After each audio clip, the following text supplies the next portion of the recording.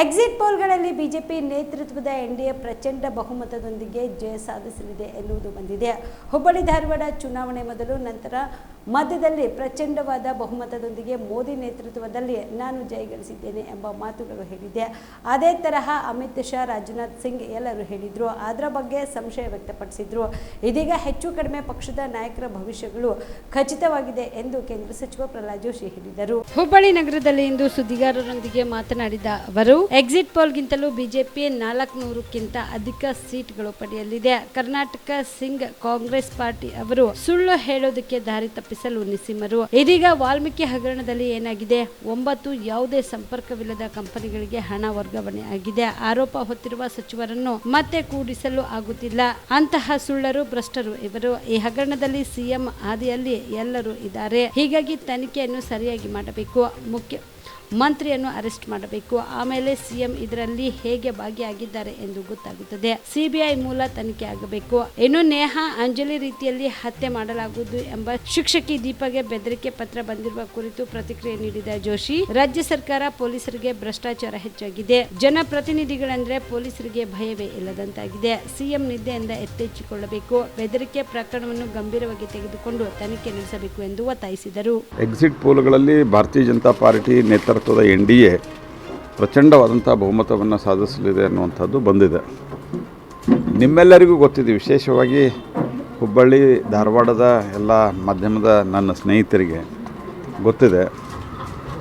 ಈ ಚುನಾವಣೆಗಿಂತ ಮೊದಲು, ಚುನಾವಣೆ ನಂತರ, ಚುನಾವಣೆ ಮಧ್ಯದಲ್ಲಿ ನಾವು ಹೇಳ್ತಾನೆ ಇದ್ವಿ, ನಾವು ಪ್ರಚಂಡವಾದಂಥ ಬಹುಮತವನ್ನು ನರೇಂದ್ರ ಮೋದಿಯವರ ನೇತೃತ್ವದಲ್ಲಿ ನಾವು ಗಳಿಸಲಿದ್ದೇವೆ ಅನ್ನುವಂಥ ಮಾತನ್ನು ನಾನು ಹೇಳ್ತಾ ಇದ್ದೆ.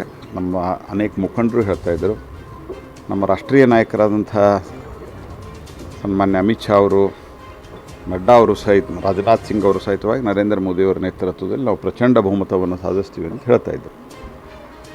ಅನೇಕರು ಅದರ ಬಗ್ಗೆ ಸಂಶಯ ವ್ಯಕ್ತಪಡಿಸ್ತಾ ಇದ್ದರು. ಈಗ ಹೆಚ್ಚು ಕಡಿಮೆ ನಮ್ಮ ಪಕ್ಷದ ನಾಯಕರ ಭವಿಷ್ಯಗಳು ಖಚಿತವಾಗಿವೆ.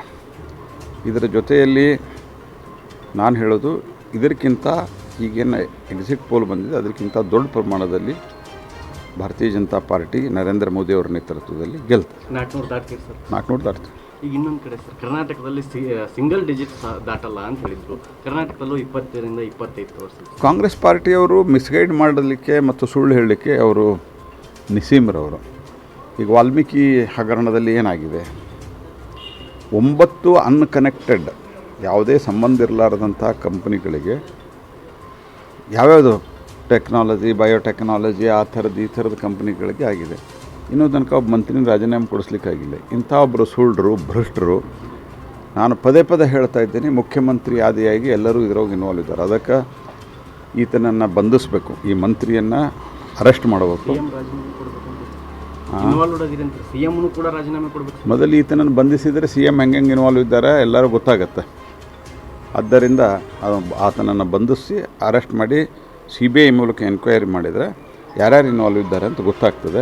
ಅಂಥವರು ಎಲ್ಲದರಾಗೂ ಸುಳ್ಳು ಹೇಳ್ತಾರೆ. ಸರ್, ಈಗ ನೇಹಾ ಮತ್ತು ಅಂಜಲಿ ಕೊಲೆ ಏನಾಯ್ತಲ್ಲ ಸರ್, ಹಾಗೆ ಒಬ್ಬ ಟೀಚರ್ಗೂ ಕೂಡ ಒಂದು ಲೆಟರ್ ಬಂದಿದೆ ಸರ್, ನಿಮ್ಮನ್ನು ಅವ್ರ ಮಾದರಿಯಲ್ಲಿ ಹತ್ಯೆ ಮಾಡ್ತೀವಿ ಅಂತೇಳಿ. ಏನಾಗಿದೆ ಅಂದರೆ, ಇವರಿಗೆ ರಾಜ್ಯ ಸರ್ಕಾರದ ಪೊಲೀಸರಿಗೆ ಭ್ರಷ್ಟಾಚಾರ ಸಿಕ್ಕಾಪಟ್ಟೆ ಆಗಿದೆ. ರಾಜಕಾರಣಿಗಳಿಂದ, ಕಾಂಗ್ರೆಸ್ಸಿನ ಸ್ಥಳೀಯ MLAಗಳಿಂದ. ಹಾಗಾಗಿ ಎಲ್ಲ ಆಕ್ಷನ್ಗಳು, ಇದರ ಪರಿಣಾಮ ಪೊಲೀಸರ ಹೆದರಿಕೆ ಇಲ್ಲ ಕ್ರಿಮಿನಲ್ಸ್ಗಳಿಗೆ. ಈ ಸ್ಥಿತಿ ನಿರ್ಮಾಣ ಆಗಿರೋದ್ರಿಂದ ಇದು ಪದೇ ಸಂಭವಿಸ್ತಾ ಇದೆ. ಈಗಾದರೂ ಮುಖ್ಯಮಂತ್ರಿಗಳು ಸ್ವಲ್ಪ ನಿದ್ದೆಯಿಂದ ಎಚ್ಚೆತ್ತುಕೊಳ್ಬೇಕು. ಅದು 57 ವರ್ಷದ ಶಿಕ್ಷಕಿ ಸರ್, ಹೆಡ್ ಮಾಸ್ಟರ್ ಅವರು, ಇಲ್ಲ ಹುಬ್ಳಿ ಅವರು, ಬೆಂಗೇರಿ ಅವರು. ಅಲ್ಲಲ್ಲ, ಅದನ್ನು ಗಂಭೀರವಾಗಿ ತೆಗೆದುಕೊಂಡು ತನಿಖೆಯನ್ನು ನಡೆಸಬೇಕು. ಆದರೆ ನಾ ಹೇಳೋದು, ಇದು ಆಗಲಿಕ್ಕೆ ಕಾರಣ ರಾಜ್ಯ ಸರ್ಕಾರದ ಒಂದು ಡೀಲಾ, ಅತ್ಯಂತ ಕ್ಯಾಜುವಲ್ ಆದಂಥ ವರ್ತನೆ.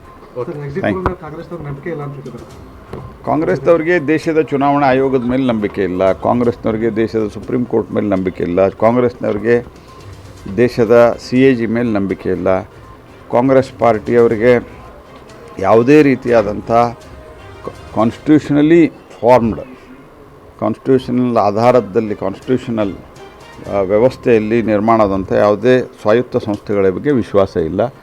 ಜನತಾ ಜನಾರ್ದನನ ಮೇಲೆ ವಿಶ್ವಾಸ ಇಲ್ಲ, ಹೀಗಾಗಿ ಜನತಾ ಜನಾರ್ದನ ಅವ್ರ ಮೇಲೆ ವಿಶ್ವಾಸ ಇಟ್ಟಿಲ್ಲ. Okay okay. ಸುಬೇದಾರ್ ಕೇರ್ ಆಸ್ಪತ್ರೆ ಕಲಬುರಗಿ ನಗರದ ಸೇಡಂ ರಸ್ತೆಯಲ್ಲಿರುವ ಟ್ರಾಮಾ ಎಮರ್ಜೆನ್ಸಿ 24x7 ಸೇವೆ ಲಭ್ಯ. ಅನುಭವಿ ವೈದ್ಯರ ತಂಡದೊಂದಿಗೆ gynaecology, general surgery, general medicine, paediatric, orthopaedic, ENT, laparoscopy surgery, paediatric surgery, neuro surgery, urology, plastic surgery, cardiology, neurology, gastrology, oral and maxillofacial surgery, arthroscopy, keyhole surgery of joint ಸೇರಿದಂತೆ trauma, NICU, ICU, ಒಬ್ಯಾರಿಕ್ ICU ಸೌಲಭ್ಯದೊಂದಿಗೆ ಚಿಕಿತ್ಸೆ ನೀಡಲಾಗುವುದು. ಸುಬೇದಾರ್ care ಆಸ್ಪತ್ರೆಯಲ್ಲಿ ದಿನದ 24 ಗಂಟೆ emergency ಚಿಕಿತ್ಸೆ ನೀಡಲಾಗುವುದು.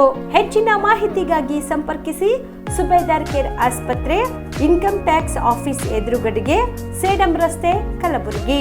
Mobile number 9483517777.